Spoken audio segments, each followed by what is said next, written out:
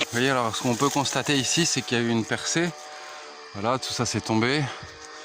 Donc on a forcément les châtaigniers qui prennent le dessus parce qu'on a papa et maman au-dessus. Mais on peut constater aussi, par exemple, que là on a un petit frêne, essence pionnière, qui commence à sortir le bout de son nez. Mais on a aussi du chêne Cécile, a priori, là. Donc là, qui est plutôt une espèce d'ombre, une espèce de forêt, espèce climatique plutôt. Donc ce qu'on peut faire en dégageant tout ça, c'est aussi récupérer. Bon, ces pieds-là sont trop grands, on va arracher la racine pivot.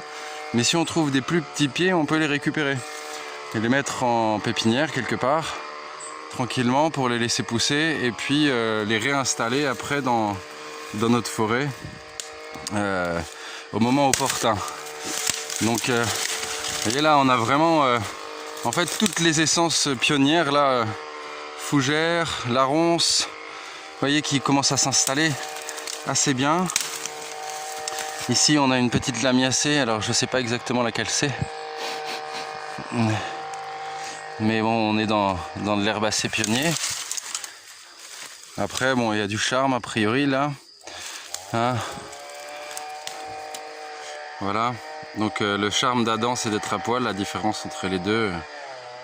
Donc lui il a des dents et l'être a des poils, avec des feuilles beaucoup plus glabres pour le hêtre. Voilà, alors, si jamais je dis des bêtises, que quelqu'un s'en aperçoit, surtout dites-le, hein, faut pas rester ignorant ou dans l'erreur, ça serait vraiment dommage.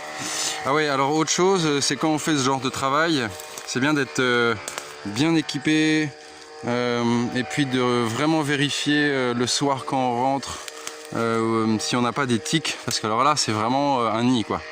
On a les fougères, on a les broussailles, on a tout ce qu'il faut pour potentiellement choper des tiques.